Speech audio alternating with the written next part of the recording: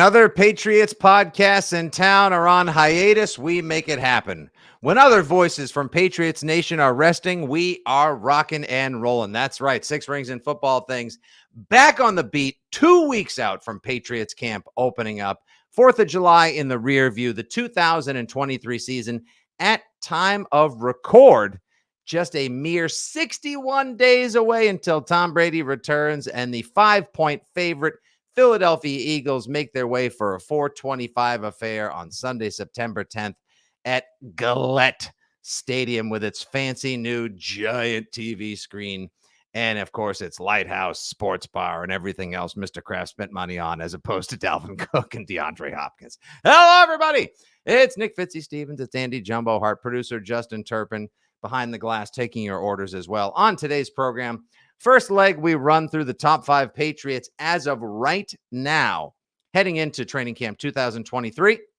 And then we assess as to who the top 5 Patriots will need to be at the end of the 2023 season if this team is to get to where it wants to or needs to go, which is back to the postseason. Not as spectator, but as participant. I made sure to qualify, Andy. And in the second leg, it's Pat's Paris. We'll just clean up everything else going on in the wide world of Pat's Nation. Kendrick Bourne hype videos, crazy demand for tickets to the Patriots-Colts game in Germany. A little clapback from Deebo Samuel, one we wanted in Patriots Nation a while ago. Some Pat's futures and so much more. Andy, where are we right now? And I don't mean Earth. I don't mean our respective fan caves, etc. I mean, where are the Patriots right now? 2 weeks out.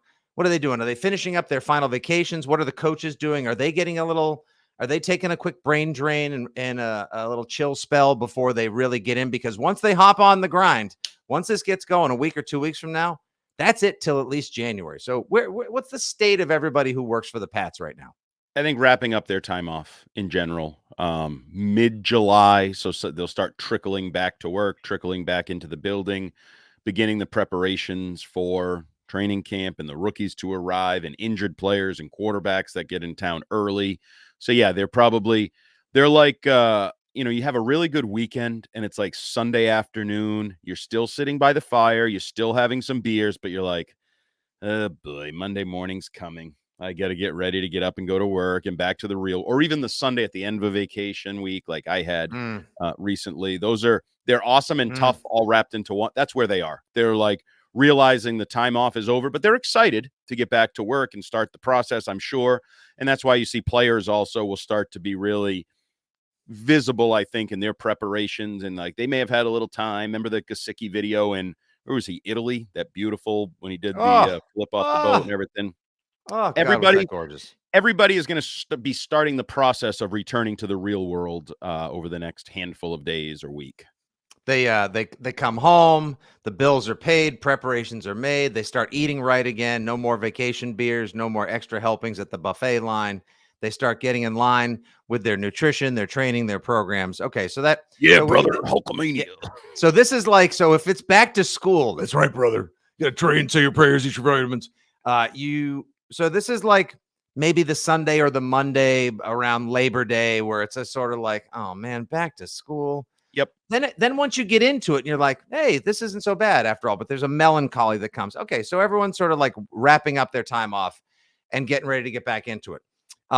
Recently, I saw this awesome tweet from a friend of the program, Mike Giardi. And I thought it was a terrific launching point for the podcast.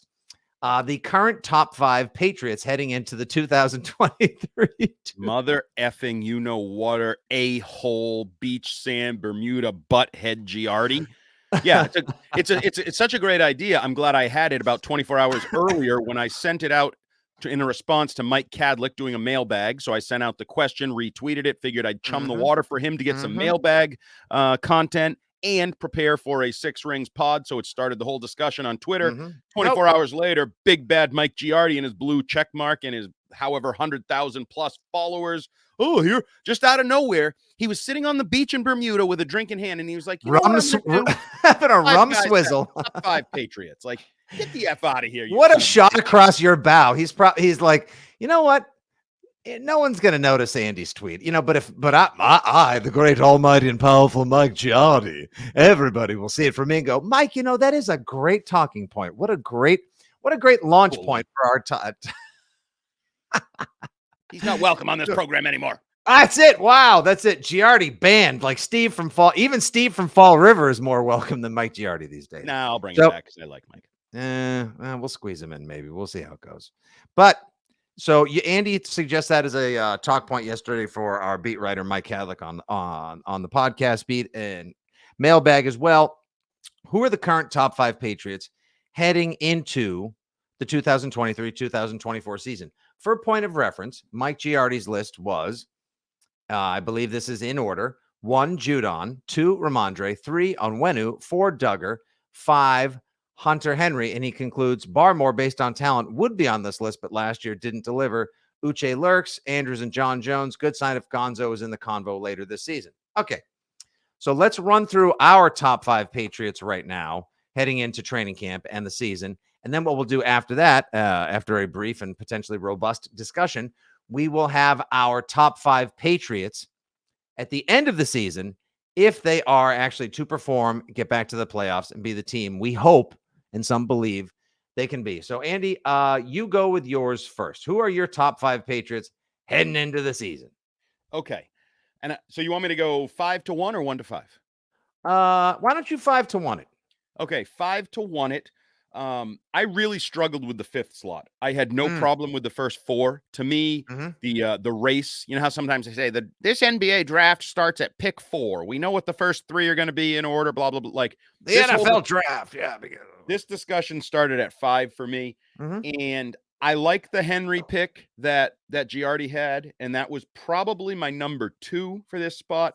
But I'm going young, and I'm going to give recognition for a guy who had all-pro status a year ago and made plays in all 3 phases. Marcus Jones. I don't know what he's going to do. I don't know if teams will kick away from him and he won't get any return chances. If they stick him at slot corner, I think he's probably least valuable there or least effective there. Slot receiver, intrigued. But Marcus Jones, for everything he did last year, I'm giving him a spot in my top 5 in the 5 spot. Wow. That's he may be... I've seen a lot of like people filling for time, AKA trying to come up with content to space out life between mini camp and actual training camp.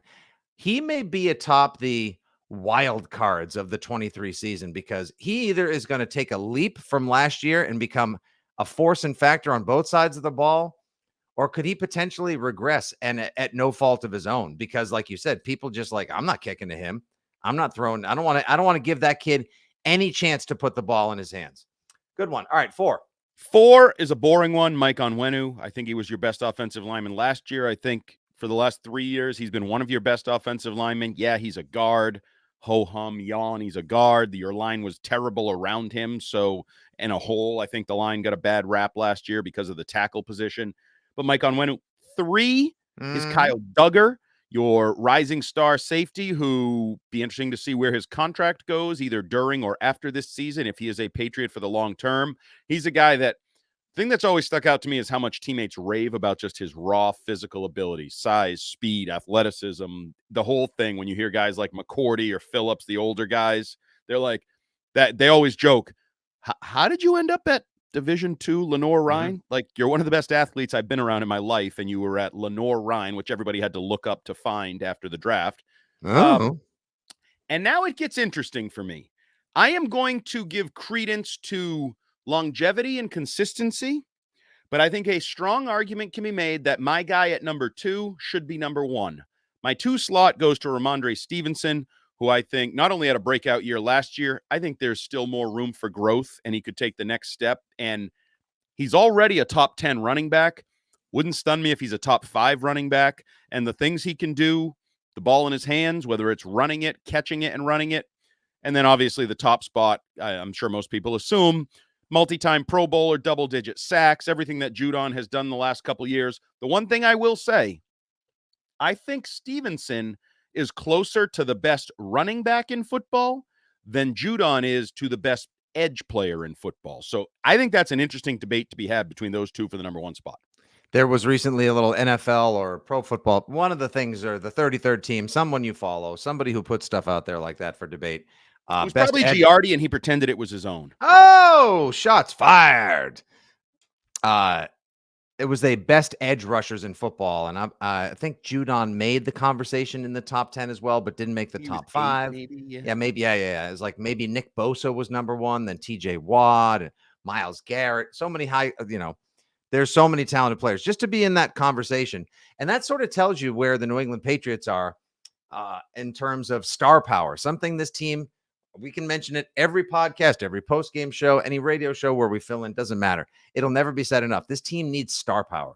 This team needs 1, 2, 3 people to rise to the forefront of the discussion, be mentioned regularly on the football channel, Good Morning Football, ESPN, everywhere, and they're just not getting it. Maybe this is the season we see a couple of those people on this roster in the top 5 now, or at the top 5 at the end of the season, become stars. All right, my top 5, I as well, me included, had a hard time with number 5. Several people vied for the bottom spot in what is the top 5 list. I went with the highly and consistently underrated Adrian Phillips.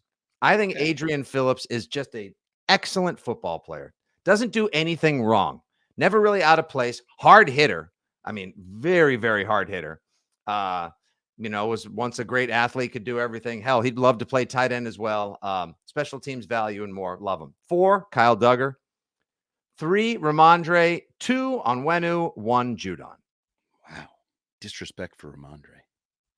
Well, he's going to have to earn it because Onwenu has done it just a little bit longer. I'll tell you this. I think not only Ramondre is closer to the top 5 running backs like Judon is to the top 5 edge rushers. I think Ramondre is even closer to taking over number 1 in terms of best overall Patriots than Judon is cracking that top 5 list. And we'll see. And we'll see if even if they were to like go crazy and choose money and sign Dalvin Cook, I still don't almost think that would really affect him that much. Only because, sure, he'd lose a couple carries, but he'd be perpetually fresh. And then you would have the danger of 2 potentially top 10 running backs in the backfield at the same time. Or every single time Mac Jones takes a handoff, boom, there's another stud back behind him. What are we going to do? I think that would make their offense that much more dangerous. All right, Andy, it is the end of the season. Who are the 5 Patriots that need to be atop your top 5 for this team to be the best they can be? Okay, so I went with a best case scenario mindset. Same case scenario in December. So again, I'm going to start at the bottom and work my way up. And again, I had a couple guys in my brain for the 5th spot. So I pulled a Mike Mayock pre-draft and put a little T next to the 5, tied for 5th. 2 guys. I know it's our podcast. It's lame, but it's lame. But I can make my own rules. It's our podcast. Sure. Giardi didn't have guys tied for 5th in his. This is getting personal. He's going to file a restraining. He's going to file a restraining order. So my top 5, the tied for 5th member would be Trent Brown, because you have I think we've talked about the house of cards on the line, the lack of bodies at tackle. It was your biggest need at points last year, and it feels like it could still be one of your biggest needs right now. He's unhappy. He's out of shape. He was late. He was this. He was. If you could put to bed all the Trent Brown talk and just get the Dante Scarnecchia 2018 Trent Brown back, it would be a massive first step for this offense, this team, and credibility, stability, and everything that goes with it. Then you can figure out right tackle. If you had that just locked down. Tied for number massive question. Offensive tackle continues to be the biggest question mark on this team. Huge. So if Trent Brown could turn back the clock, ramp up the motivation, do whatever he do when he happy and he good and he great, like that'd be awesome. I don't know how, again, this is best case scenario. I don't know how much I feel like that's going to happen. Go ahead. Okay, so the second guy in my number 5 slot, another large, rare planet player human being. I feel better about this guy actually being in the top 5. And the take poacher Giardi mentioned him. He has the talent to be in the top 4 5. mentions. My God, how much coastal real? Andy, it's Mike Giardi. All right, go ahead. Who is it? Christian Barmore. I thought Christian Barmore was going to be a top 3 player on this team last year. He was not. He had an injury. He had issues off the field. Like there was just a variety of things that just didn't seem to meld in the year 2 jump making. but he has the ability. And if they're going to build an elite team, you talked about it, stars. Like, and I don't like to make the comparison Aaron Donald or Richard Seymour, but those guys up front, and we think the D-line could and should be a strength of this team and this defense and all that. Christian Barmore better be a big pain in the ass to offenses in the middle of that defensive line. I couldn't agree more. So much so, I'll wait till I get to my list. Go ahead. Who you got it? Who's it for? The 4 spot, I'm going to go with the guy I had in the 1 spot in the present day top 5, Matthew Judon. I still think he needs to be in the mix of your best players. He's been a double-digit sack guy, fades at various points in seasons, and I know Poopy Pants Giardi actually had a part in his column over the weekend for the Greg Bedard's website. 5 mentions. Yep. About how Judon, his raw numbers are maybe better than they really are. The impact of him, he's a lower tier impact pass rusher, kind of gets his sacks off games and pressures off games and twists and stunts and doesn't necessarily just beat tackles. I don't care. If this defense is going to be as good as it's supposed to be, Matthew Judon is going to continue to be a pain in the ass for offensive lines, for quarterbacks. I think he's a high motor guy, a high energy guy, and he's also become kind of a leader, a vocal spokesman for this team. So Matthew Judon in your 4 spot at the end of the season of the top. Now that's good though, because if your number 1 guy now moves down to number 4, that's good moving up the ladder for some of the guys on your roster. That's why you're going to be a good team if this happens. 3 spot, the most interesting name on my list. Best case scenario for the New England Patriots late in the season as they prepare for the postseason and whatever they've accomplished throughout the year. Give it to me. Give it to me. DeAndre Hopkins is your third best player on the Patriots come December. You have a number 1 receiver. He makes everybody else's job easier on offense. We've talked ad nauseum about it. Yep. Credibility, fear factor, anything you want to throw into it. DeAndre Hopkins, if this is going to be the perfect Patriots season or pretty damn close based on the talent they have, DeAndre Hopkins will be a top 3 player come December for the New England Patriots, not for the Tennessee Titans or, the Kansas City Chiefs or the Buffalo Bills. Bills would be worst case scenario. That'd be worse. By the way, side note, we went through on the Rich Keefe show Monday evening during the home run derby, the receiving core of the Tennessee Titans. All it takes is one cursory glance, but a 5-second gander at the talent they have at receiver. You can understand why they've been the most aggressive in their pursuit of him because wow. They went from a pretty good receiving core. I mean, a good receiving core a couple years ago when you had AJ Brown and Corey Davis. Like they had a good core, and now it's the young kid has to step up. The kid out of Arkansas, Treylon Burks. Yeah, if he steps up, okay, maybe that changes everything. But his job would get easier if you add D-Hop. Now he can just develop kind of in the shadow of D-Hop would be a huge, for sure. Okay, number 2 on your best case scenario, top 5 Patriots come December. Again, I think this is a simple and an obvious one. Some people on Twitter had this guy in their top 5 already. Stupid. But if you're going to be the best team you can be, the best defense you can be, Christian Gonzalez will be your second best player come December. Number 1 corner. Hey, Sauce Gardner. He paved the way a year ago for the Jets. He said, I don't care if I'm a rookie. I'm really good, and I'm going to come prove it, and I'm going to be one of the better corners in football. You need Christian, or ideally you'd get Christian Gonzalez to follow Sauce Gardner down that AFC East road. That would be ideal. And who's number 1? The Captain Obvious would like to make this selection. I don't know if you've realized in the National Football League, there's a position that's really important, really important. Is it a QBDL quarterback-driven league? It is. And this is not on the DL. This is the obvious call of all calls. Mac Jones needs to be your best player. If Mac Jones is your best player, even if some of these others don't fall into place, if Mac Jones is your unquestioned best player, you could be a playoff team. Like if we're not talking about Mac Jones's weak arm or emotions or limitations or any of that crap, if Mac Jones is the unquestioned number 1 Patriot come December, you're probably preparing for a playoff run. Man, you are going to be stunned, surprised, and sideways when you hear my top 5, having just run through yours as well. I was going to go just a clean top 5, but since you made the 5 spot a tie spot, I'm going to go ahead and do the same as well. Tied at number 5 for the New England Patriots to be Ty Montgomery. Best team. Close. It's a tie spot. I went with ascending talent, also mentioned in Giardi's tweet. I'm going to go with contract season Uche, tied with cornerback Christian Gonzalez. You are going to need a steady and consistent pass rush. And I do think if Matt Judon's words ring true, that the best pass rusher is not himself, but the guy on the other side. And Uche wants to cash in, kind of like Kyle Duggar wants to as well. You know, my secret or not so secret little contract year theory that the Patriots may benefit significantly from that with guys like Onwenu and Duggar and Uche and more in contract years.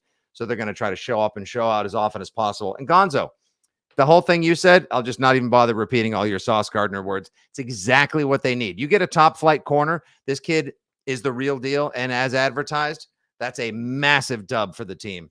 Hopefully he stays healthy and does as much. We differ a little bit in the middle here. Number 4, I went Ramondre. Why? I need him to stay healthy. I need him to live up to the top 10 running back billing. They are going to run so much of the offense through him because I don't think they're going to get DeAndre Hopkins. Boo. And therefore, I know I'm the one I wanted him. I've been on that hype train so long. I'm getting tired of sitting there by myself. He hasn't even showed up for dinner yet. Dining car is empty. So Ramondre, they're going to have to run too much through him. Number 3, Trent Brown. Listen, if the running game's going to work, if you want Mac Jones to stay upright, be healthy for 17 games. You need 2018 Trent Brown, or you just need his giant wall of humanity to perform for whatever that next contract is. Wherever it's going to be, don't care right now. Just attempt to really play and be the giant human you are. Yes. Can I interject a better case scenario question or more likely type question here at Trent Brown? We both put him in our best case scenario top 5. Mm-hmm. Better chance that come December, Trent Brown is a top 5 or in your case, top 3 player on the Patriots, or that he's not on the Patriots? 60-40 not on. I kind of think the same way. Like, I think this is a minefield that could explode. Yeah, it is dangerous. It definitely is. Like he's either gonna realize like, oh, I can make another $50 million if I kick ass this year, or he'll just be continually mired in that weird headspace that he gets into sometimes, where you just wonder like, why aren't you trying harder? So what? This is what you're making now. Do you have any idea how much more you can make if you do this? Like, right? It's not. I can't begin to understand what a weird dude he is. And he seems like a pretty interesting guy. And he supposedly loves Belichick. But the fact that Skarnecchia said they had to try to do everything they could to get him to tune in sometimes just tells you, oh yeah, he's just out there. He's one of them. But if he plays up to his abilities, you have a line, you have a run game, and Mac is upright. Number 2, you're not going to be able to keep up offensively with all these teams in the AFC and the AFC East. You're going to have to win some games defensively. And the most disruptive force on the defensive side of the ball is your boy who owes us one after a subpar sophomore season, Christian Barmore, number 2. I like it. Yeah, I think he has that ability. I don't know that he'll ever realize it, but he can be him. He don't tell Rich Keefe that he doesn't. Yeah, it's I don't know. Not him. He can him. He can him. And now it's just coaching, and that's a challenge for DeMarcus Covington, his position coach, who's a rising star in his own right. That's a challenge for him to deal with that. Again, I'm trying to stay open-minded with Christian Barmore. I was so hopeful last year at this time regarding him, and it just never came to fruition. So I'm staying hopeful because I think if you're right, if he gets into that top 1 or 2, that's a really good sign for this foundation, this franchise moving forward. Yeah, it's a great sign. He has a chance is he going to go down the Trent Brown route and become one of those guys where you wonder if he'll ever live up to his potential, or does he become a Javon Hargrave, a dominant force, someone that always has to be accounted for on the defensive line? You know who he could be, and unfortunately it's not this year, is one of your contract year guys. Next year in year 4, when he's in a contract year as a second-round pick, you don't have that 5th-year option. I could easily see him, and this may be sort of judging his character too soon, too negatively, but it's humanity. I could see him being a contract year and like, oh, you played all 17 games and you had by far your best season as you're about to hit free agency. Well, what a coincidence that is. You don't say. What a shocker. What an app. Yeah, we do. We know exactly how that works. All right, so there's our top 5 Pats now and the top 5 Pats. Wait, you didn't say one. Mac. Well, it's Mac. Oh, okay, but I wanted you Yeah. to at least say it. You could have Oh, yeah, left them sorry. Mac out. Jones. Oh, no. It has to be Mac Jones. He Could have has to be Bailey the Zappi for all has to be the best player. Malik Okay, Chad Cunningham. Ryland, Brendan Schooler. You They're never going to know. be they're You going to make be school. punting so much you got to make sure you cover. Chad. Oh, Oh, I'm come on. joking. Shots. No disrespect intended. It has to be Mac Jones, period. I think he has the ability. We'll see. But we need people to stop the other team from scoring and to protect Mac Jones and do their job in and all around him in order for McCorkle to make it to the top of the list. There's our top 5 now and our top 5 optimistic hopefuls for the end of the 2023 season. Agree or disagree with our rankings? Please give us a shout at FitzyGFY, at Jumbo Heart, at Six Rings Pod. Rate, review, subscribe, and share. We're out here grinding, getting it done, filling in the time until camp, and wait until camp starts. Ooh, boy, if you thought we 6 rings last year, wait until you get a load of what we got coming up this season as well. And a nice little teaser here. Ross Tucker joining us in just a couple of weeks to also do a special training camp preview. You won't want to miss it. Now, he is the perfect guest for our show because we love football, both of us. You love beer. Well, we both love beer, but you love a more eclectic sampling of beer. He is Mr. Show Me Your Beer on Twitter and loves to have a beer fridge with all your IPAs and crafts. And he loves food like I do. Buffets, press boxes, restaurants. I believe he's actually I believe, if I'm not mistaken, he also dabbles in the fine art of smoking as well, which I do too. Like, he literally is the soul of this show. Yeah, he's going to fit right in. We may need like a 4-hour expanded version for him, or he'll give us the 10 minutes he is. I was going to say, he'll give us the 12 minutes the company allots, which is going to be super exciting. We're going to piss away 9 minutes talking food and beer. Hey, you like vitamin C too? No S. Okay. All right, leg 2. Here we go. It's Pat's Puri time. We got to get someone to compose a Pat's Puri theme for us. These are just all the other news, notes, and nuggets swirling around the wide world of Pat's Nation. Let's begin. Anything new on Cook and Hopkins? I feel like we are required. It is a requisite at this point. Nothing new, right? They're just still not signing with the team. They're just out there.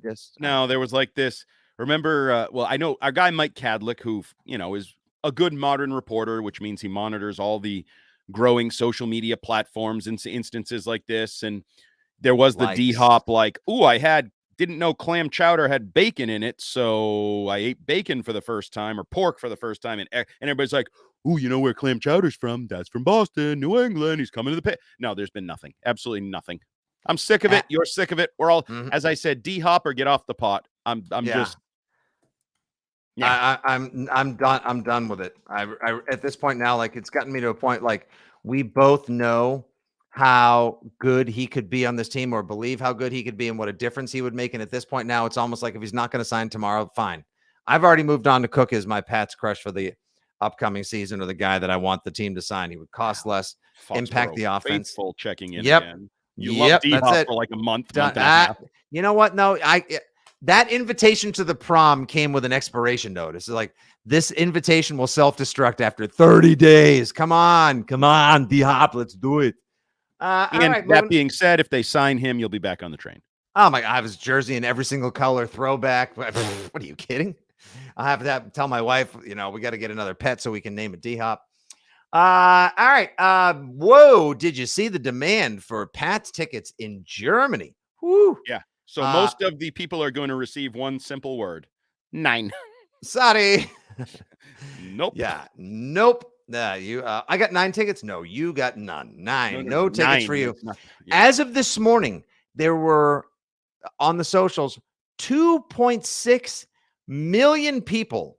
That's a big stadium. In the ticket. Okay, just so you know, I even pulled this up right here. The game is being played. Man, that's a big Twinkie. Talk about nosebleeds. Yeah. What is the name of the stadium again? Like Einstadt or whatever the hell. Oh, here it is. Okay. So the Pats will be in Deutschland, in Frankfurt, Germany, at a stadium that holds 50,000 people. And there's 2.6 million people in the queue.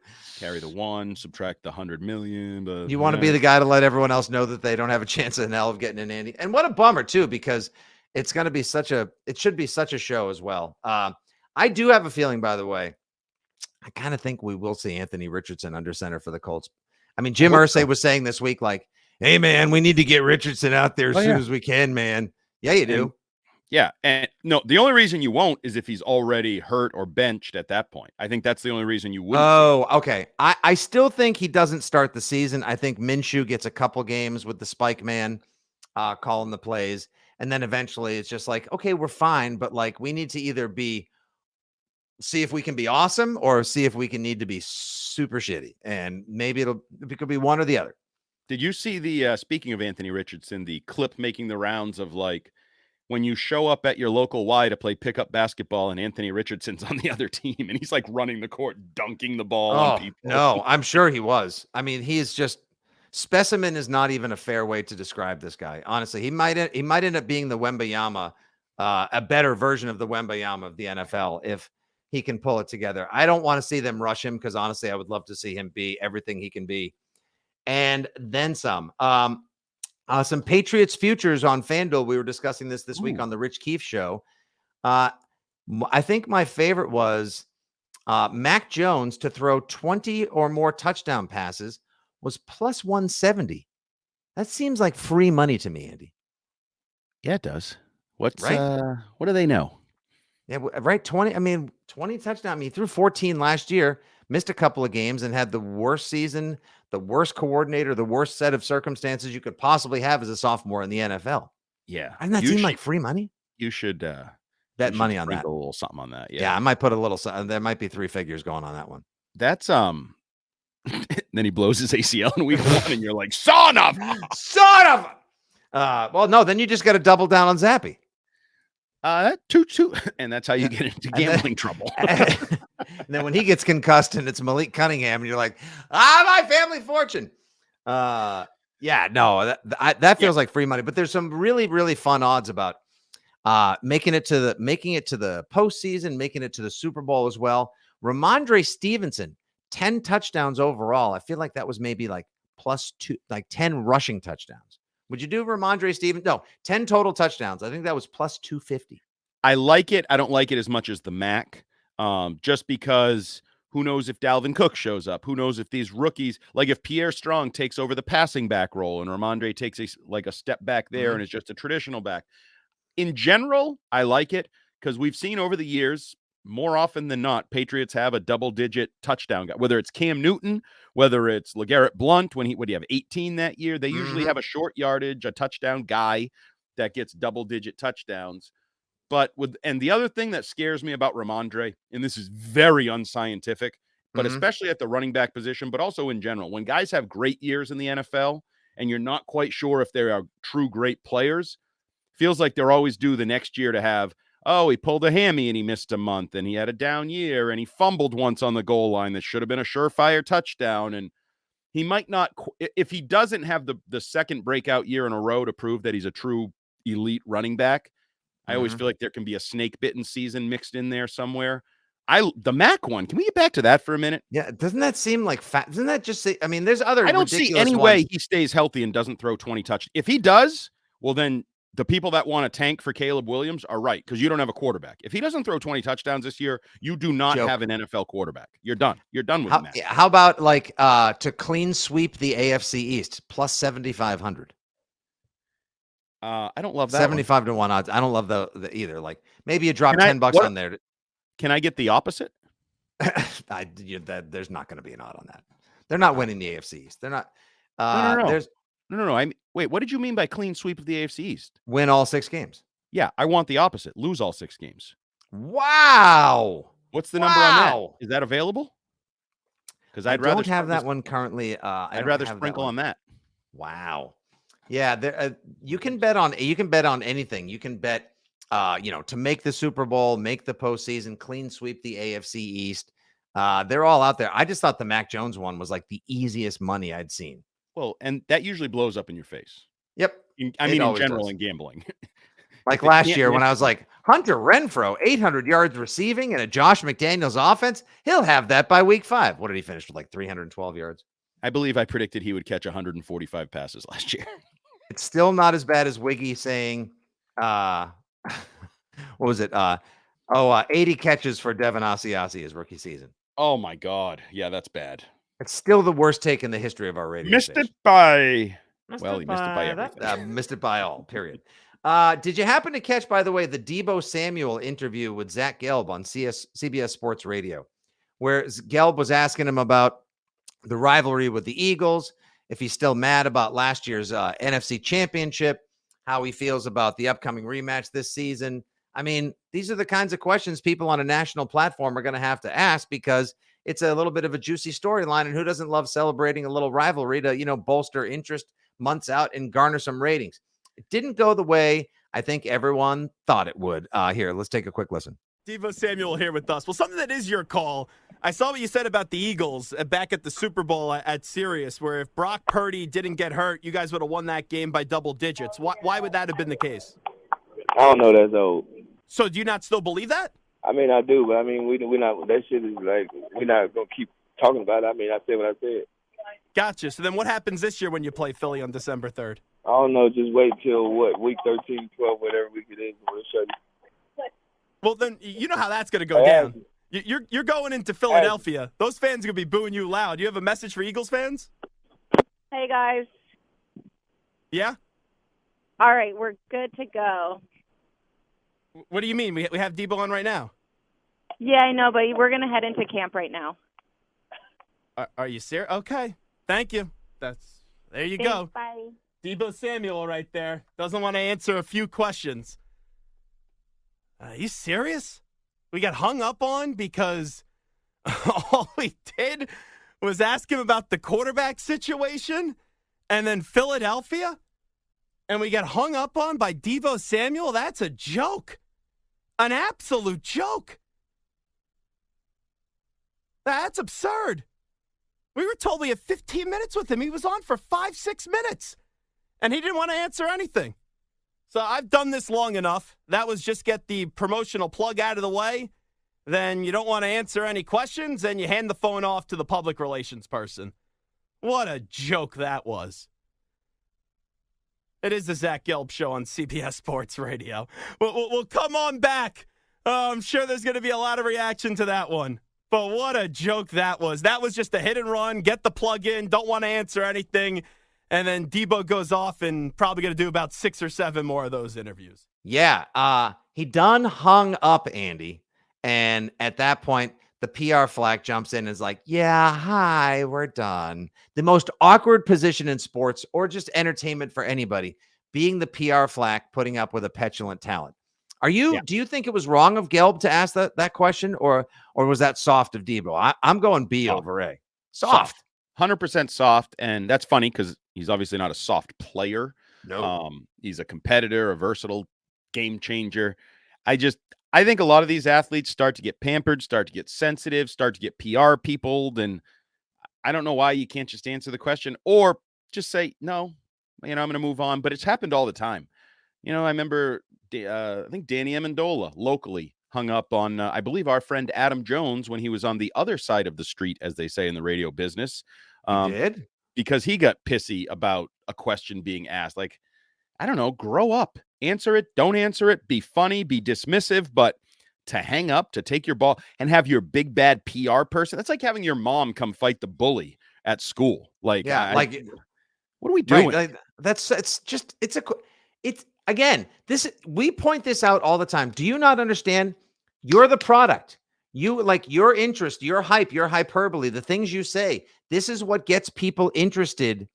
This is what makes people want to watch. This is what makes people get excited for things like pump up the rivalry, stoke the flames, bad blood, and to just be like, I'm not interested. Well, then don't do the interview. And of course, I know he's got a product to shill, does all that jazz. And then when you get to the questions, he's like, no, I'm done. That's like very Matt Light of him. Dinkish. Oh, what are you doing? Come on. Well, Matt Light always loved to talk when he had an event he needed to promote. And then when you actually ask questions about Jason Taylor whooping his ass or Dwight Freeney whooping his ass, he clammed up and I got to get out of here. I got someplace I got to go. Bye. Well, they were hard to defend. I mean, let's be honest. They so just say that. Okay. Well, it's tough to do it when you got a lot of pride. You got an ego. You got games coming up. It's difficult. Did you happen to catch anything? The first 4 minutes of the new Netflix docuseries Quarterback dropped yesterday. That looks awesome. Yeah. Well, first of all, I would say NFL films in general could take, you and I going to get one beer and make it look awesome. Like they're really gifted people. And then he went to Trader Joe's. Yeah, right. Like they can make anything look great. They're so good at what they do. No, I'm interested in it. It's always fun, and that obviously that's a position that is. We just talked about it with Mac. Like that's the most important position in sports. So to get a inside view of what guys deal with, and certainly a guy like Kirk Cousins who has ridden sort of the fence of, is Kirk Cousins really good? Is he the most overrated, overpaid player? Shanahan loves him. Like he rides that. People aren't sure. He's kind of like Mac locally. He's a national version. That's what, of Mac, and people keep saying, do we want Mac to be like Kirk Cousins, which I think would be a success. The dude's made $200-something million average. What's he won? He's highly accurate. Hasn't won anything yet, but he hasn't had Bill Belichick and the talent around him. Oh, he's won nothing. He's had the talent around him. He hasn't had Bill Belichick, but he's had plenty of talent around him. Well, he's got the talent. Mac doesn't have the talent. I know. Okay. Doesn't have Bill Belichick around him. Yeah, I want Mac to be better than he is, but no, that's fun. And the more opportunities we get to see behind the scenes of all sports, really. We talked about it yesterday on the Breaking Boston podcast, like the All-Star game when they mic guys up, when they guys pitching and the whole thing. All of it. We love it. We eat it up. I want more Manning casts. I want more unfiltered channels. I want more outlets for fans to see the real. I love Peyton just talking about the fact that, the quarterback is the most difficult position in all of sports, and hearing from somebody who I know Pats fans don't want to hear it, pretty much changed the position the way Mahomes is now and is one of the top 5 quarterbacks of all time. You want to hear from someone like that who has a mark in history. Yes. It's going to be, I'll be tuned in. I'd almost be interested in even doing like a episode by episode breakdown on that as well. We'll see if we have time or if, we're not too much. I'm not sure when it premieres. It's not soon enough. It's coming soon. Oh my God. It premieres Wednesday. Holy smokes. It premieres tomorrow. Must watch TV. Fitzy wrong again. It's not soon. Actually, it's tomorrow. That's soon. Hey, we have something to watch this week. I got U.S. soccer and the Gold Cup, and I got the first episode of Quarterback. I'm fired up. Last but not least, speaking of things we watched, because I thought it would be fun to dip my toes back in the water on the Mike Kadlick side of the street, since he is all positive and pumps things up, and the younger fans are all into little bits of hype and hyperbole and video clips to like get you jazzed up. Kendrick Bourne there was a video put out. I think it may have even been from Footwork King, who just gets Pats fans and analysts in trouble all the time. Kendrick Bourne out there, shirtless, helmet on, running routes, catching passes. Looks good. We all know he's bulked up. He's admittedly put on, 10, 15 pounds of extra muscle this year. We'll see if that benefits him. I guess that's really at the core of the debate here. I said, is it me or does he look faster and bigger? And I got 9,000 it's you responses. You, Giardi, 10 million other people. That's fine. I knew I was going to take it on the chin for that one. That's good. I love my team. I don't mind living on unpopular take island.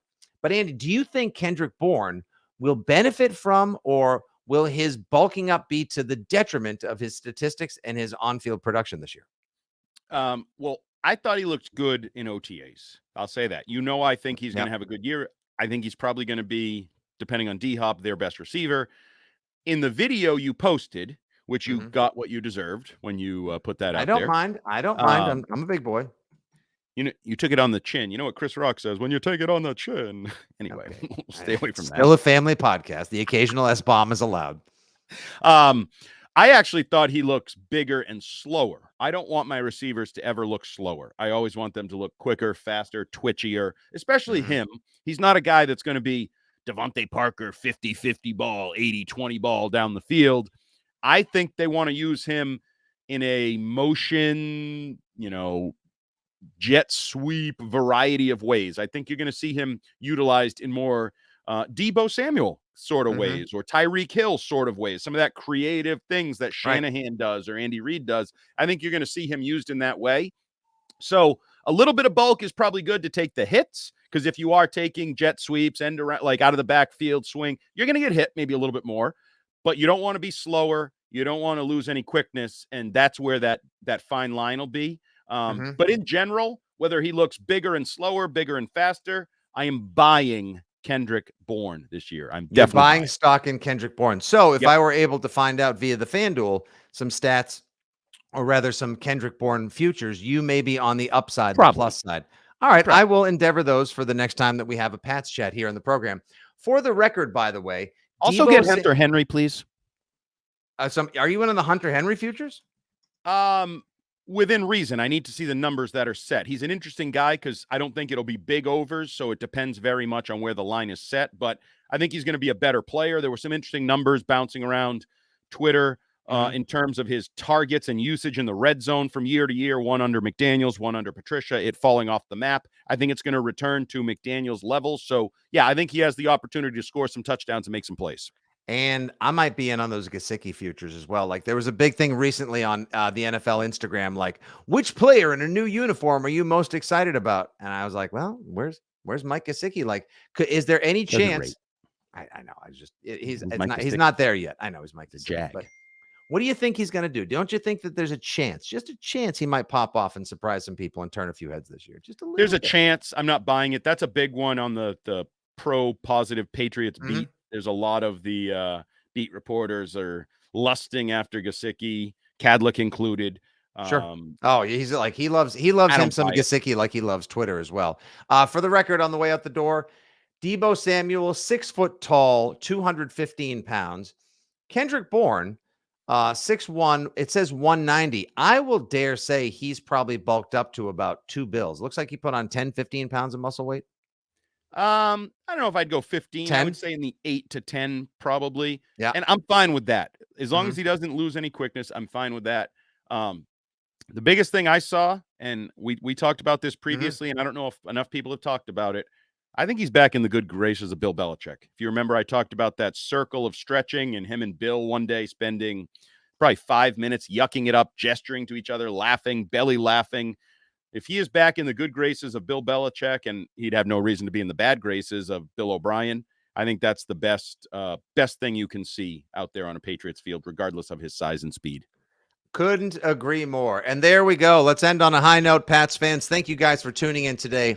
Rock solid podcast for what's supposed to be the slowest time of year for football, Pats, and then That's what some. we do. That's how we do. Good job, Justin Turpin. Thanks very much, everybody, for tuning in. Once again, subscribing, rating, reviewing, sharing. 6 Rings and Football Things. He's at Jumbo Hart. I'm at Fitzy GFY. Possibly back later this week with some more. We're on the beat nonstop all the way up until camp starts July 26th. Till then and forevermore, this is 6 Rings and Football Things brought to you by your friends at WEI Odyssey and 2400 Sports. As always, good day, God bless, and go Pats.